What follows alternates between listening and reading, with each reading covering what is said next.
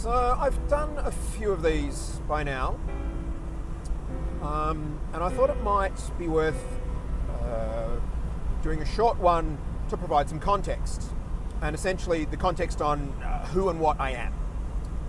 My name is Stefan Schutz, or Stefan Schutzer if you want to use the European pronunciation. I work predominantly in audio production.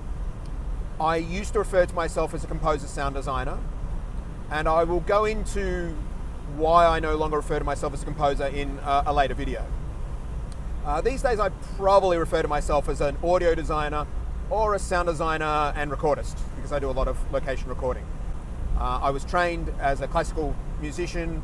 I served in the army band as a musician for 5 years. And I predominantly work in video game development, but I also run my own business creating sound effects libraries, doing audio design, doing audio implementation, so technical sound design. And that's pretty much what I've done for 20 years. The sound effects libraries that I've created are used all the way around the world by studios, game, film, television, Disney, Warner Brothers, Activision, Electronic Arts, Skywalker Sound, Weta, all use my sound content for my sound libraries. I've worked on pretty much every game platform in the last 20 years, right up to working on PlayStation 5 at the moment. I was part of the team that helped design the Magic Leap AR device, the audio components for that. I wrote the first book on audio production for new realities, so VR, AR, all the other various realities. When I was still a composer, I composed and orchestrated the first orchestral game score produced in Australia for a project called Jurassic Park Operation Genesis. That was recorded by Melbourne Symphony Orchestra. And in fact, I've done 3 live orchestral recordings, all with Melbourne Symphony, for 3 different projects. I also have my sound design used in Hollywood film trailers. That's something that's happened more recently. So my sounds have been used in Walking Dead, Captain Marvel, Soul, Despicable Me, Top Gun 2, 1914, Ford versus Ferrari, but only in the trailers, not in the movies themselves yet. Okay, let me retract that. The fact of where my sound libraries have been used and the companies that have used them, they may well have been used in all those sorts of projects. But because they purchase a sound library and I never know how it's used, I actually have no idea. I've got tens of thousands of sounds that are being used all around the world, but I have no idea what projects they've been used for. Whereas for the Hollywood trailers, I get a direct report of what sound was used in what trailer. So from an ego point of view, that's actually quite nice. So all of that, I guess you could say, is my credentials, my experience, perhaps the reason why what I have to say might have some value, however you value, somebody's opinion. But on top of all those are the aspects that make me, me. One of those aspects is that I love what I do more than I can put into words, even though I try quite hard often to put it into words. I am confident that I'm pretty competent at what I do, but I'm not confident. How can I put this? I still lack confidence in myself. I almost on a daily basis struggle with the lack of confidence, the imposter syndrome, mild depression, feeling like perhaps I don't belong or I'm not good enough to be doing what I should be doing. I'm incredibly ambitious, but that ambition is not specifically for wanting power and money and influence. It's more, I want to achieve things that I haven't done before, but I also want to achieve things that matter.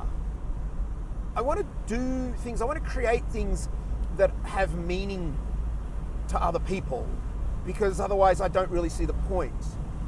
And because of that, I can often be quite judgmental. And that's a defense mechanism. I think it's even an insecurity thing. I look at people who aren't as ambitious as me, and I try to sort of look at them and think, well, why aren't they trying harder? If I can do this, surely they can do it. And I think that it really is a defense mechanism. It's to try and, I guess, justify part of my ambition. I don't know. And this is very important, because with that litany of other things that I've done, and some could argue that they are very significant things. I've achieved some significant things. Maybe I'm not a rock star, maybe I'm not a world-renowned whatever, but I've achieved some things of some significance, and yet I still suffer with the being unsure, with imposter syndrome, with depression, with frustration, with stress, with all the things that make what we do creatively the curse part of the equation. The work I get to do is the beauty. The internal and external struggle is the curse. And sorry to say to anybody who's starting out, but I've been doing this for over 20 years as a sound designer, and add another 10 years onto that as a musician, and I've still got all of these insecurities and concerns and anxieties. I'm not sure if they ever go away. Maybe they will. Maybe they will for some people. Maybe they will for me eventually, but they haven't so far. And so what I am is the litany of experience and achievements tempered by all of the personal qualities that have me question myself. And to be honest, part of why I'm doing this video is a part of that. I need to justify to you who I am, so that maybe it gives you more reason to want to watch these videos. I need to express that I've achieved some things, partially to validate myself. Look, I did a thing. Wasn't that good? I'm probably going to do quite an in-depth video on ego, because ego really is something that I think is very important to critical people. And yet we're not supposed to talk about it. I don't get that.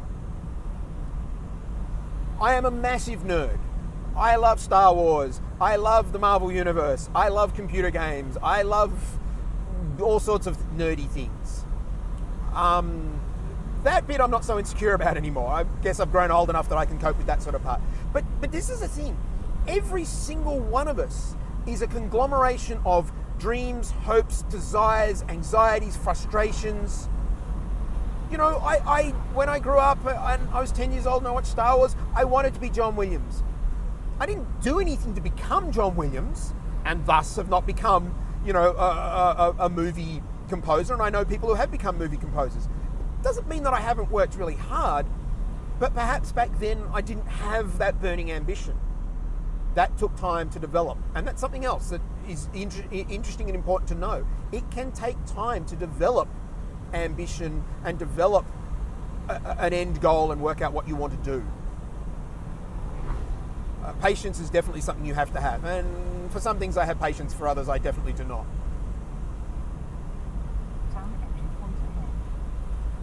So I guess that's enough, really. It's me, warts and all, in an attempt really to sort of say, hey, this is who is doing this, and maybe that gives you a little bit of an input as to why I'm doing this as well. So it gives you the context upon which the series The Beautiful Curse is being produced. And thank you very much for watching this one.